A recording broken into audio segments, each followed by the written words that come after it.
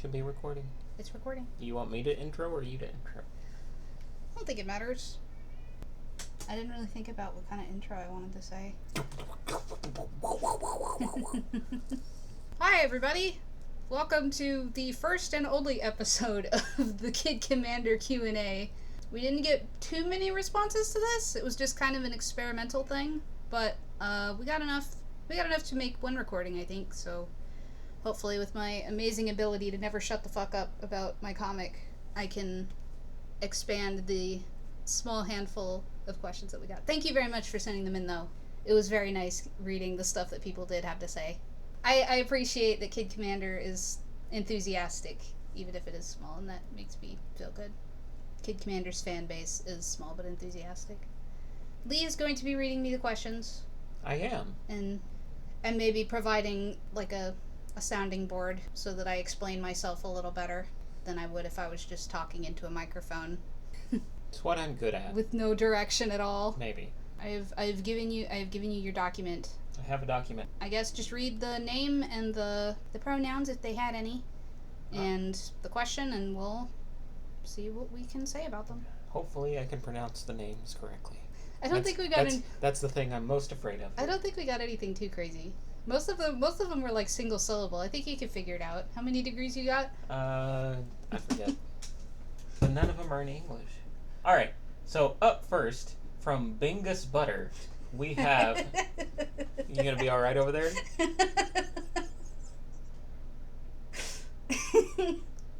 You good?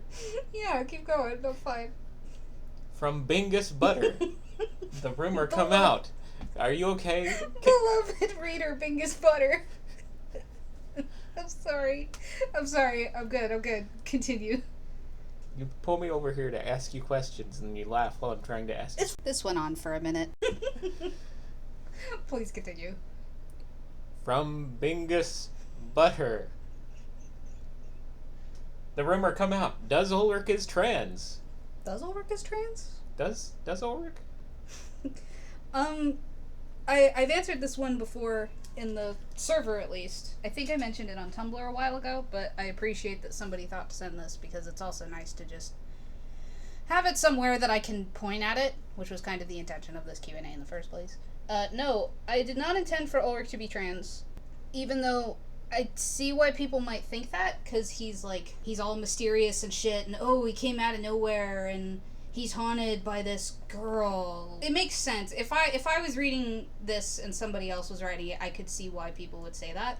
I'd like to point out that I didn't intend for that to be the case, because I'm not a trans man, so I don't think that this would be a cool storyline for somebody to write outside of their experience. I don't like the idea of making Ulrich's big spooky past that we keep building up to being that he's running away from his old self, and that's like the only thing that a trans character storyline can be, is that they're constantly scared of the truth coming out or something. I don't like that, and I mean, I'm not cis, but that experience isn't mine, and I don't feel comfortable writing about it in that way.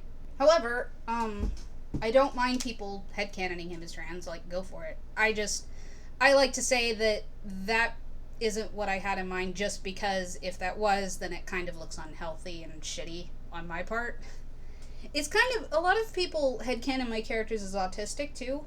Like, a lot of people, especially since Toulouse showed up. And that's all totally good. I'm not autistic, as far as I know. So, I don't want it to seem like, if I claim it as something that I am doing on purpose, then that would imply that I have taken steps to write about it sensitively and, having researched it, and I haven't done any of that because that wasn't what I was trying to do. So I don't want to A, take credit for it, or B, yeah, they're totally this, and then, cool, if that's what you had in mind, this is a really shitty way to go about it, because I haven't put any thought into it like that. But it is very cool that anybody finds my characters relatable enough to project that sort of thing onto them. That's usually my blanket answer for the is Ulrich trans question, and anything else that people like to put onto the characters that I didn't do on purpose is go for it. have fun, but also it wasn't intentional most of the time, so if something is weird or doesn't sit well with you, that's probably why. There are trans characters, though. There are. There are some in there, so... Joe is trans so far. We have other trans characters coming up who are, like, in the main crew and everything, and we just haven't met them yet. Spoilers. I don't know what Agatha counts as. Agatha is just kind of there. But that's also kind of a... See, because Noon is also non-binary, but Noon is an alien space rock monster. It's that problem where, wow, this character is cool and they're non-binary, but they're a plant or an alien or something. Agatha is not cis, but she's a robot, so that's kind of like, even though I love them and I think monsters and robots are cool, I understand if people would rather have some humans. That's fair. Okay, so next question comes from Sal. She asks, so far, based on Phineas, it seems like Commander's abilities are physical in nature, barring their mentioned ability to assert their will over others. Can Commanders mess with things other than kinetic energy? Could they do something like brute force magic via willpower? That's a good question. Commanders are like, they kind of deal with any kind of energy. Kinetic is just the most obvious because most of them do. It is more of a brute force thing than it is like a dainty wizard in his tower learning magic kind of thing. Because Phineas mentions seeing souls and auras and stuff. So I guess if you wanted to, you could figure out how to manipulate those too. Because it's all energy, and that's kind of like the philosophy of commanding. It's all comes from the same place, like if you break it down far enough. So I guess you could. The only problem with that is like personalities kind of lend themselves to certain kinds of magic. So that's why Ulrich would be a terrible commander because he doesn't have the right attitude, spirit for it. Anybody can change to kind of be better at different things. Like if you encounter life-changing bullshit that totally changes your outlook on the universe or whatever, then you might end up changing what kind of magic you do. But like, I don't think Phineas would ever be particularly good at like fire magic or whatever it is Hazard did or what Rook does. She could probably learn it more easily just because she's more of a spiritual person, but she's ham-fisted and not very elegant. A barbarian trying to cast spells. Yeah, exactly. It would just be like, she could probably do a little bit, but once you settle into what you do, especially when you're specialized as a commander, like, you usually don't want to, so you can't. Like, you just don't ever really get good enough at it. And if you wanted to do something like that, then you probably would have already... You would just also do that on top of commanding?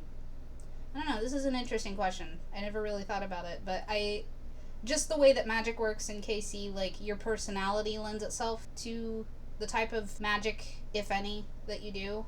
If a commander didn't just also learn it on top of it, I'm not sure commanding would do anything outside of the usual spiritual junk that we already have. I don't know, that's a good question. I'd have to think about it some more.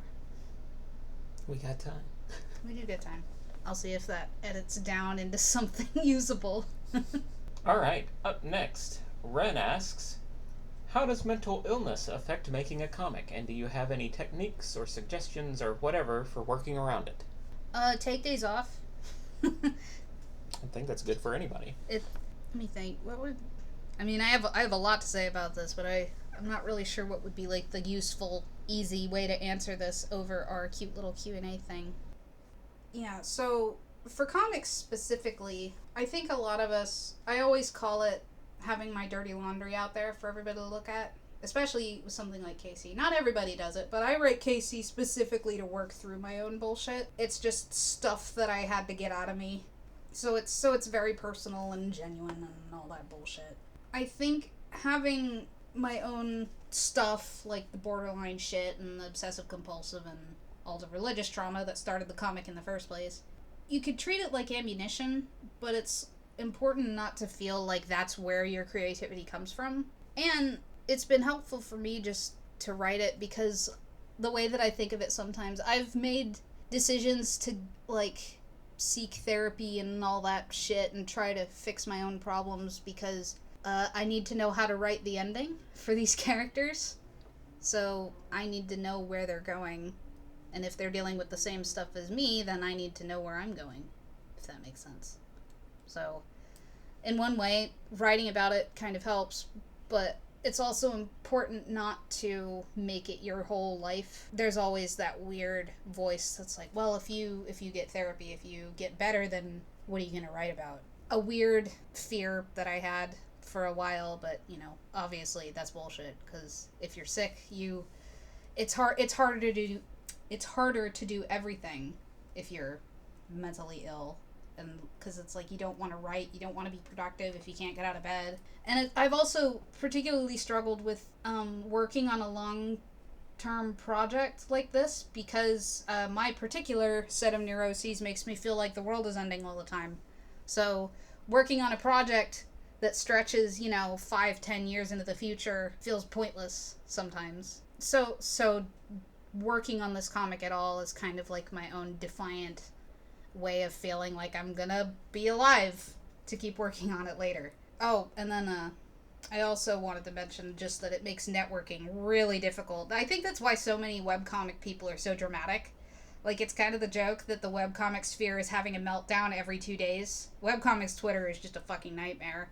And, there's all this infighting and stuff, and I think that just happens because so many of us are damaged somehow. Like, there's a lot of queer people in the community and people who are writing stuff that's too weird to go anywhere else, which I think just comes from people who are struggling. So it makes it difficult to I have trouble networking, and I'm sure other people do too, just because it impairs your self-confidence and your ability to relate to people, and you go on Twitter and have a breakdown for 6 hours, and then, cool, this is my professional account. This is my publisher follows this.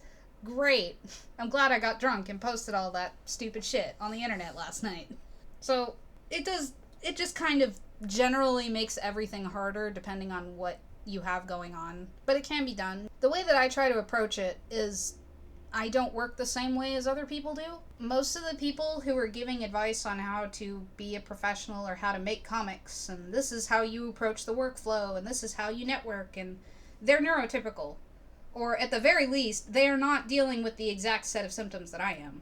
So the reason Kid Commander finally got off the ground after a bunch of failed projects was because I stopped listening to them and being like, okay, well, this advice doesn't work for me, so I'm going to do my own thing exactly how I want to. And now I'm a billion pages in and, answering these questions.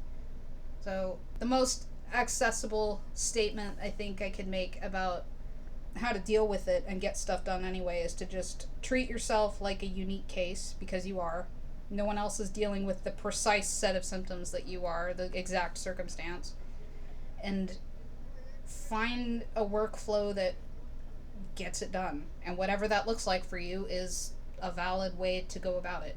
Whatever gets pages done at the end of the day, simplify the style, make it in black and white, limit how much you network per week or where you network. You don't have to be in the same spaces as everybody else. All the publisher parties are on Twitter. Well, if being on Twitter all week makes you fucking miserable, that's not how you get work done, and you're not gonna be able to pitch yourself to those publishers if you're miserable. So do whatever you need to do to get work done and be okay with yourself, even if that means having a different workflow or a different schedule or whatever from everyone else. No, that's kind of generic, but again, my particular set of stuff is really specific, so I'm not sure explaining like what motivates me or how I schedule my days would really be helpful to anyone else. But I hope something in there is useful. There's a dog outside. There is a dog outside. I was kind of waiting to see and make sure it wasn't going to start barking more. Alright, the next question comes from Anonymous. I've seen that name around a lot. Is that like a character or... You're such a fucking dork. Oh. Have you got any other stories or worlds you'd make a webcomic of besides Kid Commander? No. Kid Commander is what I will be doing until I die. Alright, moving on. I mean, really, that's it. I wrote KC specifically so that I could feasibly tell any story I wanted to in the context of this world and these characters. So I don't really have any other plans. I'm gonna be happy if I get this comic done before I drop dead. I do really like writing the specials because I like writing humor, but I'm doing those. And they're also Kid Commanders, so I feel good about that. The only thing that I ever kind of want to do that I don't super get to do in Kid Commander very much is just straight up horror. Something like a Mechanisms album where it's just everything is bad and we're all gonna die and it's oppressive and bleak and terrible. But I don't think I would be happy working on a project like that over that much time. There is a project me and Lee have talked about doing that isn't a webcomic, kind of in that vein, but we might still do it, so we can't really talk about it. Ooh. Don't hold your breath though, cause look for that coming by 20 something. Anyway, the answer is no. I'm here forever. Rolling that boulder up the hill just to watch it fall back down. I've been writing this comic longer than a lot of other comics have been here, and I will still be here doing it after they've finished. Except for the Folios, who will probably both outlive me at this rate. Alright. Time for a multi-part question. Many, many, many multi-parts. Sage asks quite a bit. Sage sent in... Okay, Sage sent in a really nice, long message. Most of it was just them, like... They explained it later, I left that part in, but it was mostly them just wanting me to know that they're interested in where the comic is going, which is very sweet. So I didn't want to not read them, but I did have to break it up a little bit, because there was some stuff in it that I could answer, but a lot of it I can't. But I felt bad not including it, so I broke up your question a little bit, Sage. I hope that's okay. We'll do them bit by bit, and anything that is too spoilery, then we will just... Yeah, you know which ones I can't answer. Hum and haw through. So first off, let's go with this one. I think the most spoiler-free question I have is about the patron saints and their kids. From what I can tell, patron saints are kind of an embodiment of the people's thoughts. So are their children an overflow of that same power, or are they created a different way? Is she a kid of Pete? And with the plant turtles, if they continue by being born of a parent or more, are children born in shells or transplanted from a section of the parent's leaf? Aww. Like you could take a little cutting of Careful Pete and and grow just plant a new it one. and then another turtle. It's like a chia pet, but a real one. It's like a chia pet that could eat you. Yeah. That's adorable. I love that. That's canon now. That just is. Yeah. Let's see. So, the way that patron saints... You're right, that is how patron saints are formed. They are made out of the combined feelings and psychic energy and faith of enough people gathered in one place, focused on one thing for long enough. If they have kids, the kids were probably formed along with them. Nobody gets to control how saints manifest. So, like, the people that ended up creating Dashing Happiness didn't get together and go, alright, we want a big rabbit with antlers, it's really fast, and giant, and cool. And there are little ones. And there are also little ones. It just kind of happens however it's going to happen. And if they have kids, a lot of times they're just produced alongside the saint. Like, a saint one quote-unquote saint can be like a herd of deer or something can be a saint. A storm cloud can be a saint, that kind of thing. One big rabbit and 3 little rabbits isn't that weird to just spring fully formed from the aether. But I think if a saint needs kids, it could just make them. If the psychic energy, the faith over time changes, and it's like, it would be useful if I had 3 more of me, then they would just kind of show up. As we have seen in the latest arc, saints can change if the energy changes. Which is not something that people actively did. Yeah, no, that was just some unfortunate bullshit for these poor people living in the woods. I think, did I answer? I can't see the question, so I'm trying to remember. Yeah, you answered the patron saint one, like, are they an overflow of the same power? So yeah, they just all form at the same time. And then if they need some kids, then the kids show up. Yeah. Or if they're just lonely, maybe they make some extra kids. I don't know. God did it. God, that's true. It's allowed. Like a leader with angels type situation. I don't know if I want to answer what she is yet. She is very cute. She is very cute. We don't even have a name. I love that we call it she. Like, I'm just so glad that ended up being her name. That's so dumb. That just ended up happening because we don't have a name for her yet, and Phineas doesn't care, and Ulrich has some kind of thing against her because she stares at him and it makes him uncomfortable. Why? It's just a little turtle. It's just a little dude. Turtle. I don't think I'm gonna answer exactly what she is yet. Well, she is adorable. Also, I do love the idea that you can just make infinite plant turtles by taking pieces off of peat and making more. That's so cute. I like that idea. Until a strong gust of wind blows some of the leaves off, and then you just have 50 bajillion little turtles.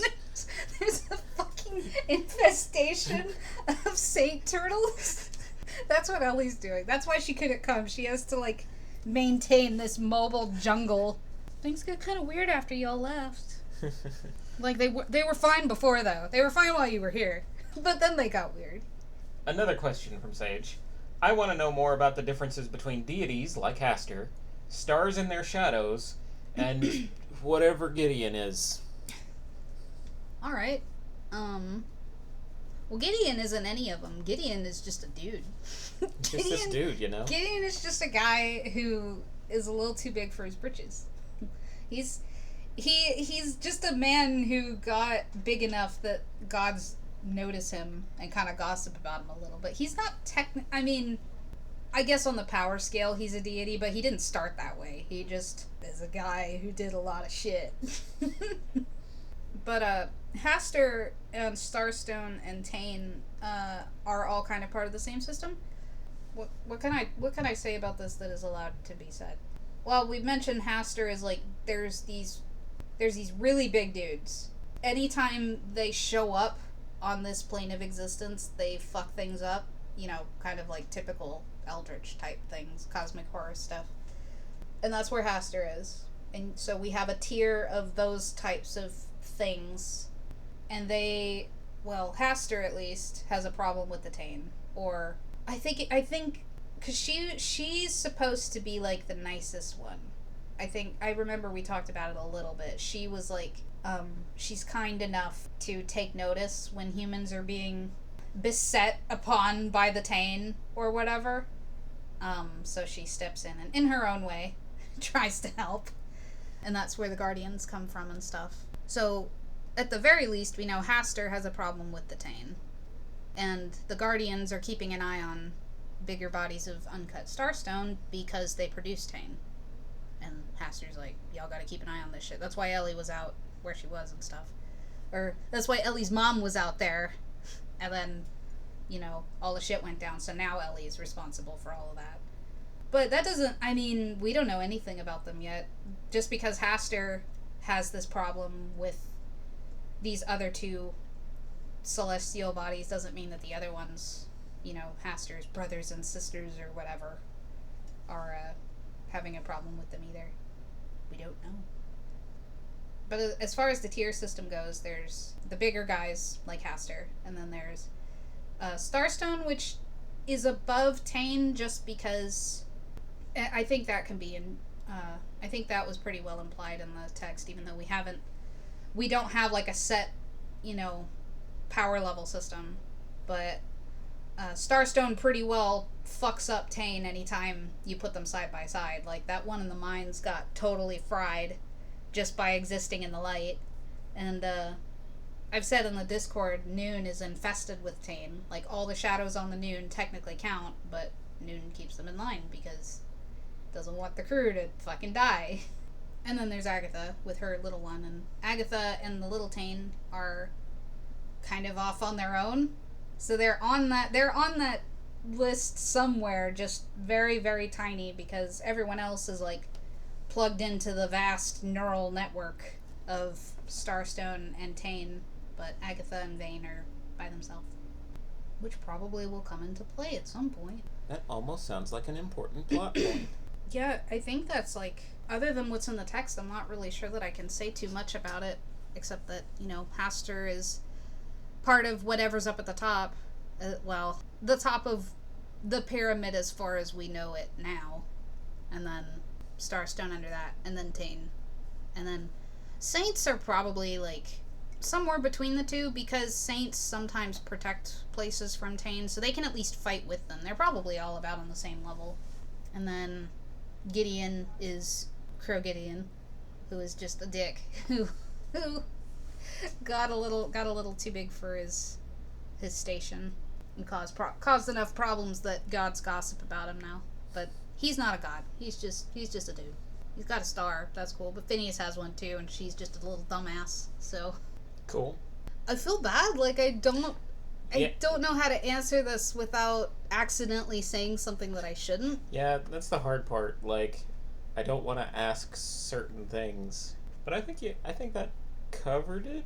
I think at least we know that Gideon is just a dumbass now. That's all that matters. That's really the important thing that I want to get across here is Crow Gideon is just a weird little man. Yeah. Up next, still from Sage, is Ice's arm made of ice or energy or Tane stuff? It's ice, because that's her chosen element that she works with. So she fashioned it herself. Yep. She just once she stopped crying and got dried off out of the rain and probably had a shower and something to eat, that's how she didn't bleed to death, is she kind of froze it over so it wouldn't bleed out, and then she did her little walkie thing. Since we're here and it's kind of on topic, so you can vaguely see her bones. Is that her actual bones, or is that just more solid ice stabilized her fake arm with? I don't know. Let's see, because, I mean, her hand got pretty well blown the fuck up, but I don't think all the bones, like, got vaporized or anything. I guess she could have saved them. Like, if they were still kind of hanging off like it was like meat, she would have taken it all with her. Probably left a couple pieces behind. I mean, she probably lost some fingers in the carnage. The bones might be an aesthetic choice. Like, because it's magic. She certainly can't feel them, because that would be excruciating. Like, she probably saved as much of her own bones as she could, because the less that you have to focus on manifesting, the easier it would be. Also, having that skeleton to base your magic around would be easier. But, I mean, it's just magic. Like, she could also fabricate bones, just so it looks pretty and it's not just like a jelly hand. Scarier. Yeah, it's also looks more threatening. It's spookier and it's elegant. Bones are in this here. Yeah, it's just ice, because I like drawing people with cool fantasy prosthetics, and I don't know, if I was a wizard and I got my arm blown off, I'd figure out how to do that. So I thought she would do. Ice. Alright, so I believe most of the rest of these are spoilers, but I can ask them anyway, and you can answer them however you wish to answer them. So I'm going to read this straight up like it is. This is not me changing it, but so this does not mean this is true or not. Okay, I 100% know this is spoiler territory, but how in the world did Maggie turn into Dusk? I'm like 95% sure their pictures, their clothing, the piece of the star, their star wouldn't let them die, and maybe more, but I don't have my notes up at the moment. When he died, quotes, did his star get turned into the Tane? Is he really him or just a shadow? Something like that would be highly traumatic, or is he managing to keep part of the star in his body as well as the Tane? His first appearance showed him clearly as a bad guy, but the rest is left a bit more ambiguous. What is he planning? What is his goal? I believe all of that is just... What's his goal? Well... Pass. Gosh. Well, and then after that, they also said a lot of nice stuff about how they were just really excited and they wanted to ask, just so... Basically, they just wanted me to feel like somebody was paying attention, which made me feel good. Yeah, there's a lot. What's Gideon's goal now? Why does he keep moving back to Dusk? How much did he plan all this? How much is his fingers in their various backstories, or is he just great at keeping an eye on potential quotes? I don't know. This just made me feel good. I appreciate you sending all this in, Sage. I don't think I can answer any of this. Although, we are going to see a little bit of what Gideon's up to in this arc. I swear to God, we're going to get through it if it kills us all. We're just going to beep out about part of that question, because you don't want to give an impression that one thing is correct or not. Especially about Dusk. Like, I'm being super cagey about Dusk because every time Dusk shows up, there are more theories and they're all really interesting. And I don't want to spoil it anyway, but I don't like talking about Dusk at all because I don't want to direct the conversation. I don't want to. You don't want to confirm or deny anything because you don't want one to be the solid yes, but you also don't want to shoot down an idea that is equally as cool. Yeah. It's very good. I really like hearing what people have to say about it. Most of the time I don't mind confirming stuff, like little things, because it's like, to me, it feels obvious. It's like, I mean, if you look at the text, obviously this is what's going on. But nobody seems to agree on what's going on with Dusk. Like, I think Sage mentioned it too. It was really interesting. They said, is Dusk a villain? Because they seem kind of ambiguous about whether or not he's a villain. Yeah, that was in the... And yeah. That was really interesting. Because it's been interesting.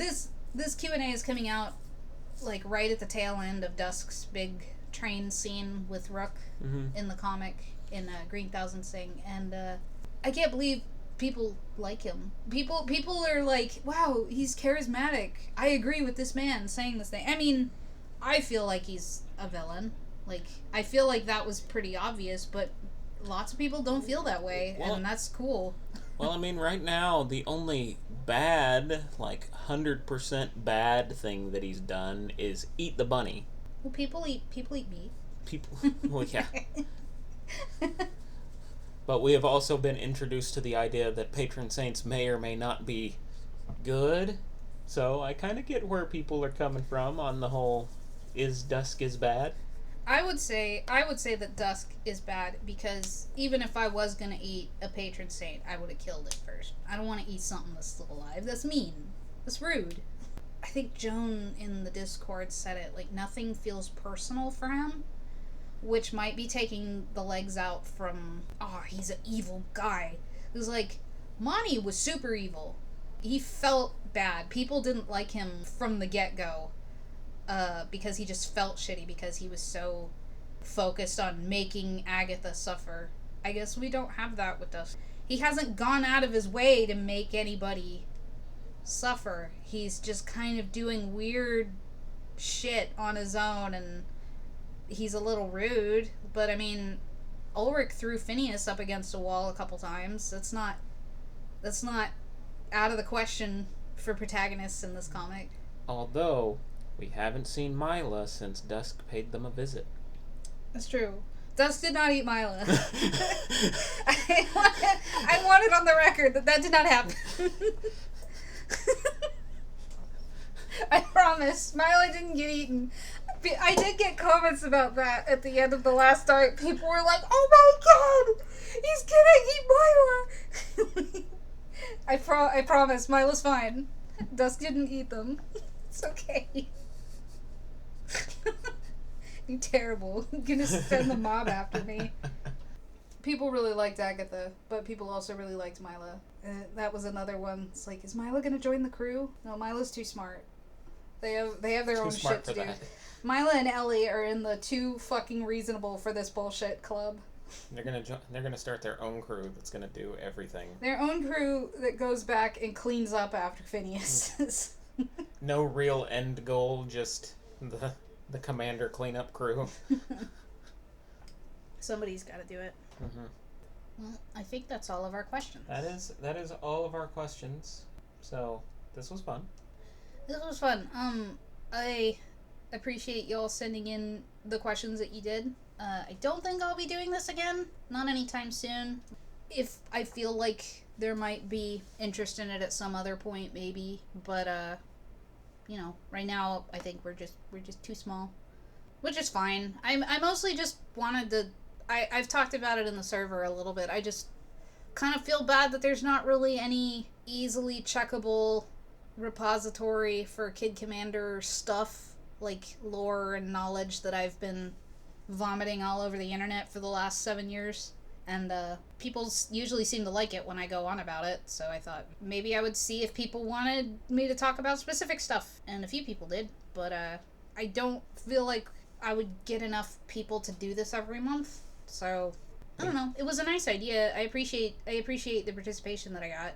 It's cool that we got enough to do one session, and maybe we'll do this some other time, like in the distant future, when the entire fan base is not congregated in exactly one Discord server.